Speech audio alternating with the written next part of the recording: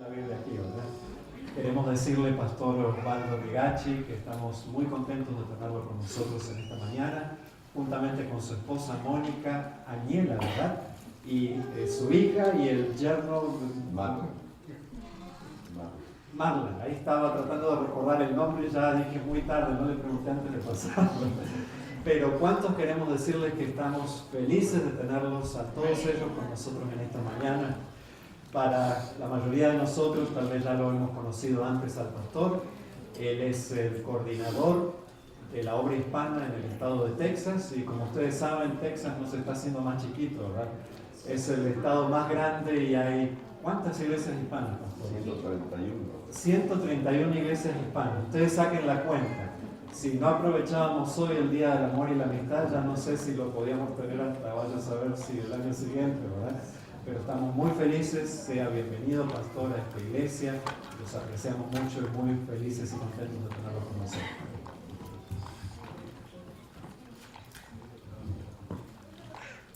Gracias, pastor, por la invitación. Es un gusto estar de nuevo con ustedes un ratito, con nuestra familia, mi esposa y mi hija. Ella es la menor.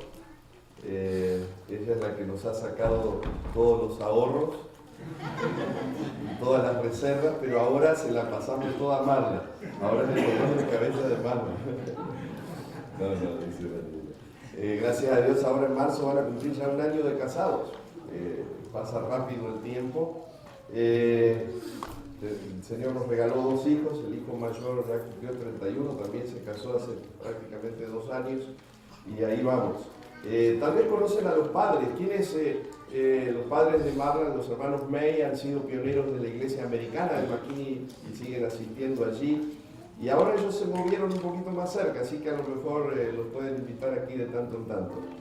Hermanos, nos da gusto estar con ustedes esta mañana y meditar unos instantes ahora en este tiempo en la palabra de Dios. Gracias por los gestos de cariño del Ministerio de Damas de la iglesia, que siempre se mantiene activo. Para el Ministerio de Hombres ya se abrió la registración para el retiro de hombres el último fin de semana de mayo, así que hermanas, vayan haciendo ahorros para que sus esposos vayan allí al retiro, porque nos toca a nosotros antes que ustedes más allá en el otoño. De paso queremos invitarles también con cariño para el 28, de aquí a 2 semanas de febrero, en la iglesia de Dallas First tendremos de 3 a 7 nuestro entrenamiento de evangelismo. Todos los que estén envueltos en alguna tarea, quieran aprender a dar estudios bíblicos, a dirigir grupos pequeños, a trabajar con los ministerios de oración por la salvación de otros, ahí están bien invitados. Tenemos un folder para obsequiarles, un hermoso libro del pastor Espinosa, profesor de nuestra universidad de Montemorelos, de laico a discípulo. Queremos regalarles a todos los que asistan, así que ahí va ya la extensión de la invitación. Hermanos, ustedes saben que una de las luchas que yo he tenido personalmente es ajustarme a algunas prioridades. Es muy fácil que perdamos prioridades, por eso titulamos a nuestro tema esta mañana Enfocando Prioridades. Hace casi unos 3 o 4 años que he empezado a usar este aparatito. A algunos de ustedes les toca usar esto para leer o para manejar o de noche. Yo lo uso cada vez más frecuentemente para ver bien. Una de las dificultades en la experiencia cristiana es que comienza a desenfocarse lo que en algún momento veíamos con claridad cuando abrazamos a Jesús. Es un problema individual cuando nos distraemos de lo que es lo más importante, y es un problema como iglesia. Cuando como iglesia estamos entretenidos, estamos bien, estamos confortables, no porque estemos haciendo algo mal, sino porque tal vez no estamos haciendo lo que debemos hacer. El enemigo es muy hábil para entramparnos. Hay un pastor conocido y amigo que dice que si Satanás no puede lograr que caigamos en un pecado, va a hacer todo lo posible para mantenernos tan ocupados que no hagamos lo que tenemos que hacer. Y es importante que por la gracia de Dios individualmente, como familias y como iglesia, nos motivemos para estar enfocados en algunas prioridades.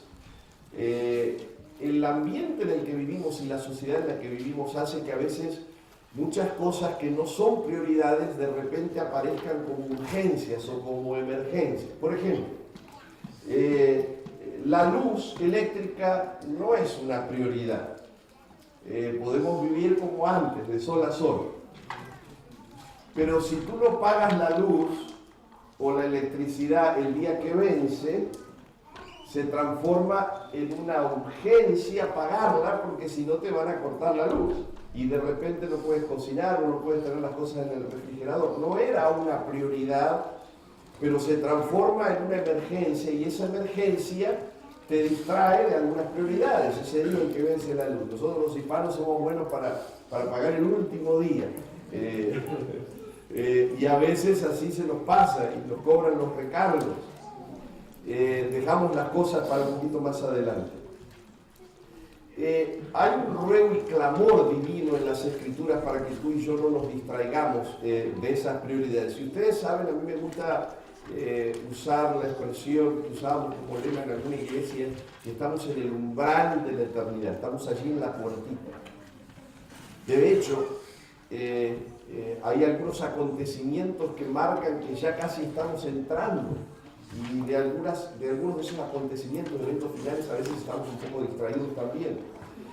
Siempre que tú y yo nos mantengamos en comunión con Dios y haya disposición a meditar, a reflexionar, a someternos a Dios y a su dirección y a su voluntad para nuestra vida, empezando cada día con esa disposición: Señor, ayúdame a entender lo que tú quieres, ayúdame a hacer tu voluntad, ayúdame a andar en tus caminos este día.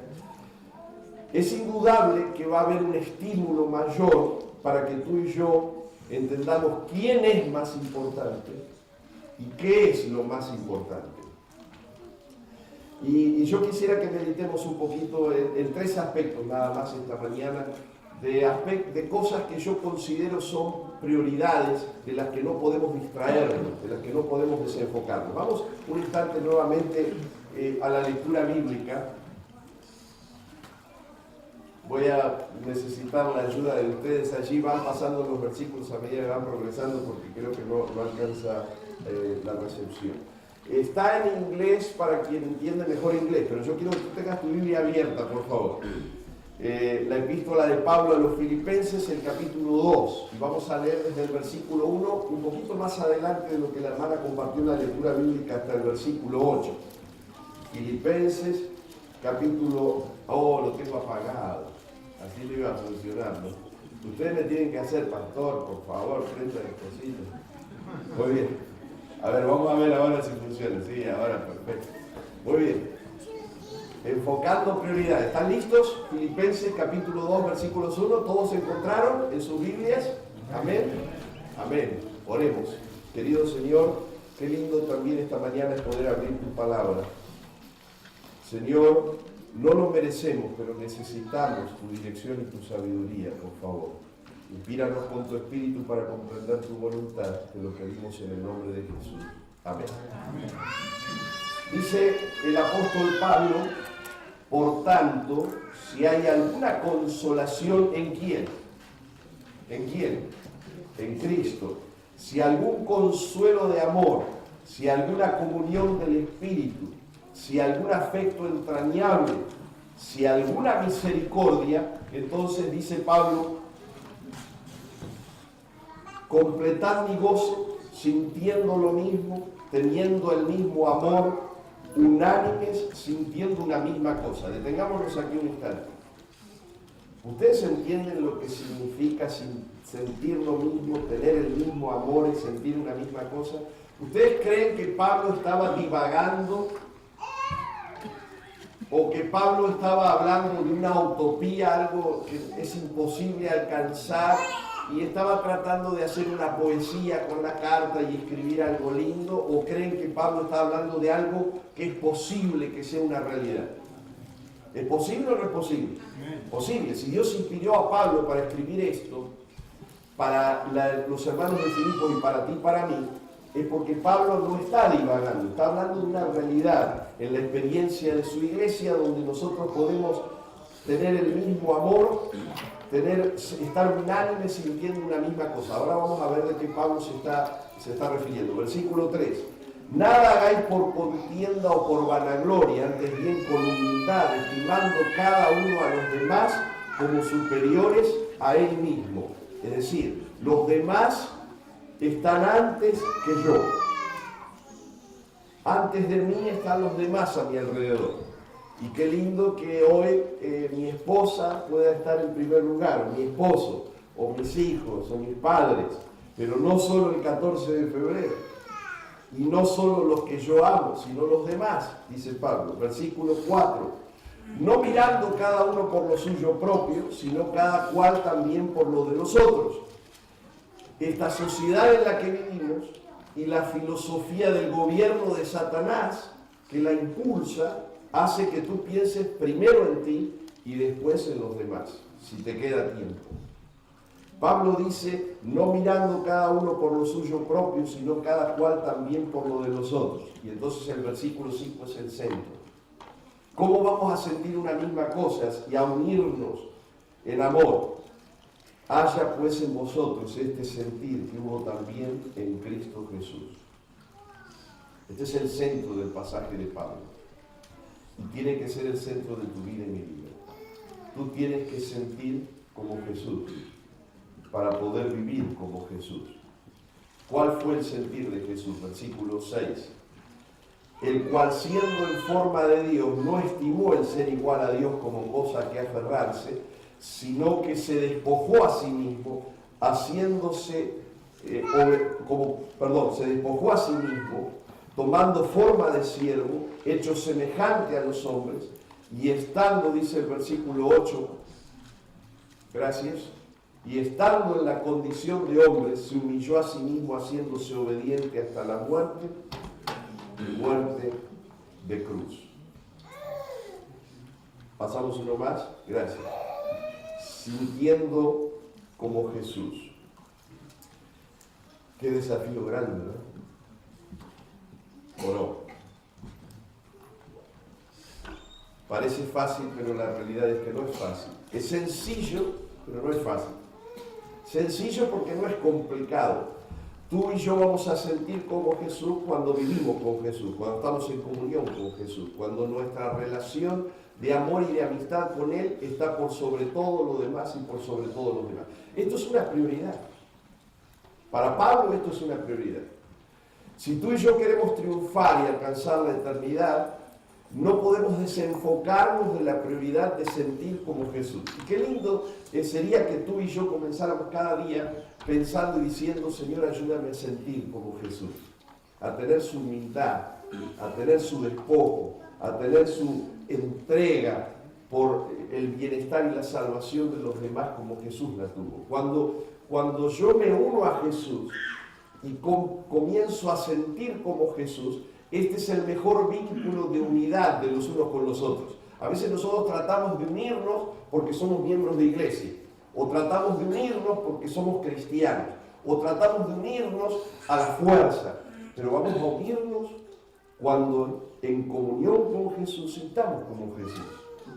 Ese es el vínculo de unión. Por eso Jesús oró en su oración intercesora, oh Padre, que sean uno, así como tú en mí y yo en ti, que sean perfectos en unidad, oró Jesús, para que el mundo conozca que tú me enviaste. Es decir, los demás van a conocer que tú y yo somos sus hijos y que Él es el enviado para salvación cuando vea en nosotros ese sentimiento de unidad. Jesús en su naturaleza divino y humana, en sus etapas de exaltación y de humillación. A nosotros nos cuesta un poquito comprender esto, porque toda nuestra vida la hemos vivido aquí en esta tierra. Pero Jesús vivió y reinó soberano en este universo desde la eternidad y por la eternidad. Y todo planeta que visitó recibió exaltación y gloria. Y todo lugar de seres habitados a donde Él llegó recibió exaltación y gloria. Y es interesante cuando nosotros leemos, Pablo está escribiendo con la mentalidad de un ciudadano romano, aunque judío. Él conocía cómo los romanos exaltaban a su emperador, a la nobleza, cómo otros pueblos, como el pueblo judío, exaltaban a sus reyes, cómo se vestían, el atuendo que tenían, la manera en que les respetaban y les obedecían. Era visualmente impresionante. Hacían escenas impresionantes de exaltación de esos personajes humanos. Así que Pablo trata de imaginarse eso y dice, se despojó a sí mismo de todo eso, haciéndose hombre hasta la muerte y muerte de cruz. Humildad, piedad, obediencia, contentamiento, amor, abnegación, sacrificio. Recuerdo que en la guerra civil en Estados Unidos hubo un general muy querido en el sur, Stonewall Jackson se llamó, que era un hombre de batalla. Una mañana al amanecer, después de una intensa nevada, con todo el campo congelado, unos soldados tiritando, temblando de frío, empezaron a criticar al general Jackson. ¿Por qué estamos así? ¿A quién se le ocurre hacer una guerra en semejante invierno, con semejante temperatura? Y claro, nosotros aquí, muriéndonos de frío, seguramente él está cómodo, calentito en su tienda, con su frazada y su hoguera. Y de repente se movió algo cerca de ellos y un hombre se sacó la nieve de la capa y se puso de pie y se dieron cuenta que era el general Jackson, que estaba durmiendo como ellos, congelado como ellos, tiritando como ellos estaban. Y entonces se empezó a correr la voz en el campamento de la manera en que el general se ponía al lugar que los soldados tenían para lograr de ellos la lealtad que les ayudara a ganar la batalla. Jesús hizo mucho más que esto, porque teniendo todo el poder y toda la soberanía, se hizo hombre, obediente, dice Pablo, hasta la muerte y muerte de cruz. Renunció, abandonó, se vació a sí mismo. El servicio humilde fue la pasión dominante de Jesús. Por eso se acuerdan cuando Jesús dice, entre los gobernantes de este mundo hay señorío, hay autoridad, pero entre nosotros, dice Jesús, no va a ser así. Entre vosotros, el que quiera ser el primero, tiene que ser tu servidor. Porque yo no he venido para ser servido, dijo Jesús, ¿se acuerdan? Sino para qué? Para servir. ¿Por qué nos cuesta tanto aprender esa lección de Jesús? Dice Elena G. de White en el libro Joyas de los Testimonios, gracias, la armonía y unión existente entre hombres de diversas tendencias es el testimonio más poderoso que pueda darse de que Dios envió a su Hijo al mundo para salvar a los pecadores. Detengámonos aquí un momentito. ¿Ustedes entienden lo que quiere decir ella cuando dice que el testimonio más poderoso? ¿Cuál es el testimonio más poderoso? No dice que es el sábado, que es importantísimo. No dice que es tu estilo de vida o tu estilo de salud, que es importantísimo. Es la armonía y unión existente entre hombres de diversas tendencias. La gente cuando entra por esas puertas y ve la armonía y unión existente entre nosotros que somos diversos, somos diferentes, entonces dice, aquí está Jesús. Aquí hay poder de Dios. Esto es sobrenatural. Y entonces ella continúa diciendo, a nosotros nos toca dar ese testimonio. Pero para hacerlo, y aquí viene lo interesante, debemos colocarnos bajo las órdenes de Cristo, nuestro carácter debe armonizar con el suyo, nuestra voluntad debe rendirse a la suya. Entonces trabajaremos juntos sin contrariarnos. Qué hermoso, ¿no? ¿Por qué es tan imperativo y tan fundamental que tú y yo entendamos que es una prioridad estar a los pies de Jesús? Gracias por esa preciosa alabanza, es uno de mis cantos preferidos. El mejor lugar del mundo es a los pies del Salvador. ¿Por qué es tan prioritario esto? ¿Por qué es tan prioritario sentir como Jesús? Y de paso, evaluarnos con Jesús. Por favor, no nos evaluemos unos con otros. Ah, yo soy bastante mejor que aquel. Ah, yo soy bastante mejor que el otro. No. Evaluémonos a la luz de Jesús. ¿Por qué? Pablo lo explica. Filipenses capítulo 2, versículo 12. Leamos juntos. Filipenses capítulo 2, versículos 12 al 15. Para ver el segundo aspecto de prioridad importante. Por tanto, amados míos, como siempre habéis obedecido, no como en mi presencia solamente, sino mucho más ahora en mi ausencia, ocupaos en vuestra salvación, como dice Pablo. Es decir, de paso, aquí hay muchas prioridades. Nosotros vamos a detenernos en tres, pero ocuparte en tu salvación es una prioridad. Con temor y temblor, como lo más importante que hay en tu existencia, más importante que tu trabajo, más importante que tu automóvil, que tu casa, más importante que aquella posesión que tienes, es tu salvación. Y entonces, Pablo nos dice en el versículo 13, porque Dios es el que en vosotros produce así el querer como el hacer por su buena voluntad. Entonces, bueno, el versículo 14 no es para nosotros, esto es para los hermanos de Fort Worth. Dice Pablo, haced esto sin murmuraciones ni contiendas.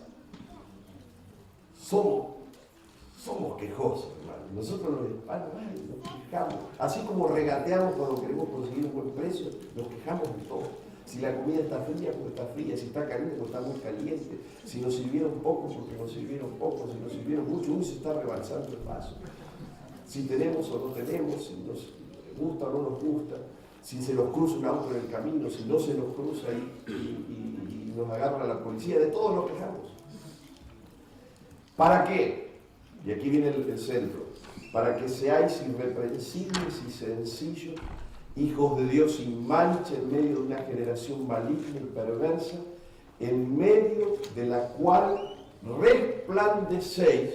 Noten que Pablo no dice vas a resplandecer o vais a resplandecer, dice en medio de la cual resplandecéis como luminares en el mundo. Segunda prioridad que tiene que estar enfocada. Tú y yo somos luminarias para resplandecer. Es el propósito por el cual tengo que vivir con Jesús y sentir como Jesús, porque hay un plan para ti y para mí, y para todos los que están a nuestro alrededor. Y el plan, por la gracia de Dios, es resplandecer. ¿Cuánto de nuestro tiempo y nuestras energías están abocados en nuestra salvación, en la salvación de nuestras familias? ¿Cuántas de nuestras energías están enfocadas a dejarnos de murmurar o de quejarnos y asegurarnos que mi vida está resplandeciendo? Hay un párrafo de Elena G. de White, que no tenemos tiempo de leer esta mañana, donde ella menciona que nuestra preocupación no debe ser brillar, que cuando aceptamos a Cristo como nuestro Salvador, la luz de Cristo ya está en nosotros. ¿Tú crees que la luz de Cristo está en ti o no? Amén. Nunca permitas que nadie te engañe o tape esa verdad. Desde el momento que aceptaste a Cristo, la luz de Cristo está en ti. Pero ¿cuál es el problema? Dice ella. El problema es quitar los obstáculos que están tapando la luz. A veces hay cosas frente a nosotros que están impidiendo que brillemos. Por eso Pablo dice, tú y yo somos luminarias resplandecientes. Tenemos que asegurarnos que nada está tapando la luz de Cristo que hay en tu interior y en mi interior por su gracia maravillosa. Y esto también nos lleva a la reflexión y a la autoevaluación. ¿Será que hay algo en mi carácter que está tapando la luz?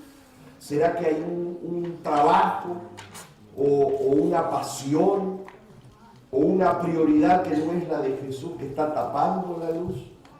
A veces hay personas a nuestro alrededor, jóvenes y señoritas que me están escuchando.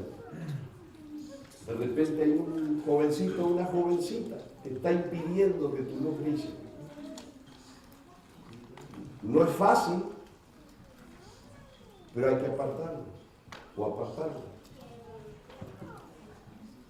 Tendremos que evaluar, son decisiones difíciles, pero son decisiones de vida o de muerte, de salvación o de perdición. Ahora, aclaración, esposos y esposas. Cuando nos casamos ya la cosa es diferente, porque tal vez tú estás pensando, uy, mi esposo es una carga, me lo voy a sacar de encima. Mi esposa me está tapando la luz, me la voy a sacar de encima. No. Ya una vez que hicimos un pacto de amor y nos casamos, ese pacto de amor tiene que mantenerse. ¿Queda claro? Eso es consejo para los jóvenes, cuando todavía no hicieron un pacto, cuando todavía no dieron ese paso. Aparte de todo lo que tapa la luz, una vez que usted ya ha dado ese paso, tenemos que trabajar para iluminar juntos, como esposos y esposas, el mundo que está a nuestro alrededor. Quiere el Señor ayudarnos a ser astros de luz. ¿Se acuerdan de ese pasaje tan conocido de Isaías, capítulo 60? Levántate y resplandece, porque ha venido tu luz y la gloria de Jehová ha nacido sobre ti. Porque aquí que tinieblas, ¿qué dice? Cubrirán la tierra, oscuridad las naciones, pero sobre ti, ¿qué dice? Sobre ti amanecerá Jehová y sobre ti será vista su gloria, versículo 3. Y entonces dice el versículo 3, gracias, y andarán las naciones a tu luz y los reyes al resplandor de tu venida. Uno más, gracias. Por eso es importante que seamos luminarias resplandecientes. No vivimos en función de los demás, cuidado, vivimos en función de Cristo. No resplandecemos para que los demás vean qué linda es la luz, resplandecemos por Cristo, ilumina nuestra vida. Y entonces esa luz nadie puede taparla, dice Jesús, para que los demás vean vuestras buenas obras y glorifiquen a vuestro Padre que está en los cielos. La gente diga, qué lindo es ser cristiano, qué lindo es ser adventista. La gente quiere ver que funciona, quiere ver si trabaja. Suena lindo, pero quiere ver la realidad. ¿Y dónde va a ver la realidad? En tu vida y en mi vida, resplandeciendo para Jesús. Y entonces, terminemos con 2 Corintios, capítulo 5, y versículos 17 al 20, el pasaje muy conocido de Pablo, para ver el tercer aspecto del enfoque de prioridades.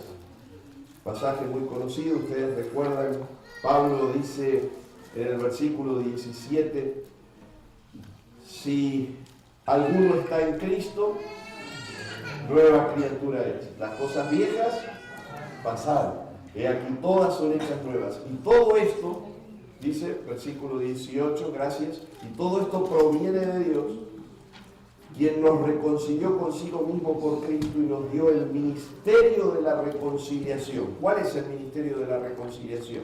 Que Dios estaba en Cristo reconciliando consigo al mundo, no tomándoles en cuenta a los hombres sus pecados, y nos encargó a nosotros, ¿qué cosa? La palabra de reconciliación. Así que somos embajadores en nombre de Cristo, como si Dios rogase por medio de nosotros. Os rogamos en nombre de Cristo, reconciliados con Dios. Uno más. Gracias. Tercera prioridad.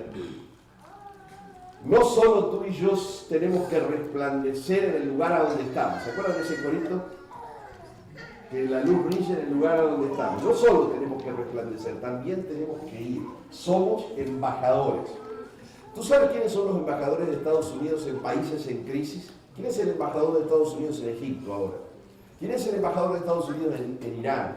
¿Quién es el embajador de Estados Unidos en Venezuela? ¿Quién es el embajador de Estados Unidos en México, en países importantes? ¿Quién es? Es interesante, yo te animo a que tú busques. Ahora ahí está lo bueno de internet, googlea, como le dije, y empieza a buscar quién es. Y te vas a dar cuenta que muchos de esos embajadores en lugares claves son personas de suma confianza de Obama. Algunos de ellos estudiaron con él. Claro, yo como presidente, dirá Obama, no quiero tener como representante de mi país a alguien que me va a meter en problemas. Quiero a alguien de confianza, de suma confianza. ¿Saben? Es excitante y maravilloso que aún siendo nosotros como somos, Dios nos eligió como sus embajadores. Porque Él sabe que en sus manos nosotros podemos potencialmente hacer por Él maravillas para su gloria y para su honra. Él confía lo que tú y yo podemos hacer en sus manos. Por eso Pablo empieza diciendo, en Cristo. En Cristo. Si esta consolación, si esta obra de amor está en Cristo, tú y yo vamos a unirnos y vamos a sentir como Jesús y vamos a resplandecer como luminarias y vamos a ser sus embajadores para su gloria y su honra. La grandeza de la embajada depende del poder del país que nos representa. Tú y yo representamos el reino de Dios. No representamos a Osvaldo, no representamos a la iglesia de McKinney, no representamos al pastor Marzolier, no representamos a la conferencia de Texas. Tú y yo representamos al Señor. Amén. Para que necesite y haya una reconciliación, tuvo que haber una separación. Y hay gente separada de Cristo a nuestro alrededor. Pueden ser familiares, amigos, vecinos, compañeros de estudio, de trabajo. Disfrutar de esa obra de reconciliación implica para nosotros una responsabilidad fundamental. Una responsabilidad fundamental. En la misma guerra civil de la que hablaba hace un rato, un joven del norte, en el medio de la batalla es herido y huye aterrorizado de la batalla. En aquella época había una ley marcial que dictaminaba que quien desertaba merecía la pena de muerte. Al comandante, a pesar de los desastres ocasionados por la batalla, no le tocó más que otra que organizar un destacamento para buscar al desertor. Y encuentran después de 2 semanas al joven tirado bajo un árbol, dormido, sediento, herido, hambriento, agotado. Lo traen al campamento y se organiza la corte marcial. Y la corte marcial dictamina el fusilamiento. Joven de 19 años. ¿Qué tenía que hacer en un campo de batalla? ¿Por qué tenía que estar allí? El joven lloraba y clamaba pidiendo clemencia. Por favor, no me maten. Yo solamente tenía miedo, estaba asustado, estaba herido, no podía ver a mis amigos muriendo al lado mío. El ruido, el olor. El comandante se dirigió a él con clemencia y le dijo: joven, no te estamos fusilando por lo que hiciste, te estamos fusilando por lo que no hiciste. Tu lugar estaba en el campo de batalla donde todos los demás estábamos. El Señor no nos fusila por lo que dejamos de hacer, pero nosotros nos fusilamos a nosotros mismos. Nosotros destruimos nuestra energía espiritual cuando dejamos de hacer lo que Dios quiere que hagamos. No se trata solamente de no hacer esto y no hacer aquello, se trata también de hacer lo que Dios espera que hagamos, por nuestro beneficio, por nuestra salvación, como una prioridad. No es opcional, no es si tengo ganas, no es si tengo talento o virtudes, es mi privilegio ser su embajador. Y lo que recibí de Él doy. Que podamos nosotros alumbrar con las virtudes de aquel que nos llamó de las tinieblas a su luz admirable. Contar a otros lo que Jesús está haciendo con nosotros. ¿Es posible tener el sentir de Jesús? Claro que sí. Es posible brillar como Jesús, es posible ministrar con reconciliación. Nosotros no somos el centro. ¿Has visto un partido de tenis? Un partido de campeonato, el Open de Estados Unidos, la final, la destreza de sus jugadores. ¿Cuántos se acuerdan de la marca de la raqueta del jugador que ganó el torneo? La raqueta es importante para jugar al tenis. Claro, no se puede jugar al tenis sin la raqueta, pero nadie se detiene en la raqueta, se detiene en el jugador. Tú y yo no somos importantes, Cristo es importante, pero somos parte de su plan para lograr el ideal que Él tiene para nosotros. La gente no tiene que mirar a la raqueta, tiene que mirar a Cristo Jesús. Pero nosotros tenemos un lugar, tú individualmente y yo individualmente tenemos un lugar en el plan de Dios. Tú no elegiste la embajada, pero elegiste a Jesús. Y cuando elegiste a Jesús, la embajada viene en el paquete. ¿Se acuerdan de Jonás? Yo quiero ser tu profeta, pero a Nínive no voy. No era una opción. Si vas a ser mi profeta, vas a donde yo te mando. Y terminó yendo a Nínive. Y toda una ciudad se convirtió por el testimonio de un hombre. ¿Ustedes no creen que toda esta ciudad se puede convertir por el testimonio de toda una iglesia? Amén. Claro. Pero en las manos de Dios. Sintiendo como Jesús, brillando como Jesús. Siendo ministros de reconciliación, embajadores en su nombre. Son prioridades. No desenfoquemos nuestras prioridades, iglesia. Que en este día de amor y amistad mencionamos en la escuela sabática cómo Él nos habló, nos amó primero, podamos responder al amor de Dios con nuestro amor, sintiendo como Él, brillando por Él y siendo sus embajadores para su gloria y su honra. Es nuestro deseo sincero y nuestra oración en esta mañana.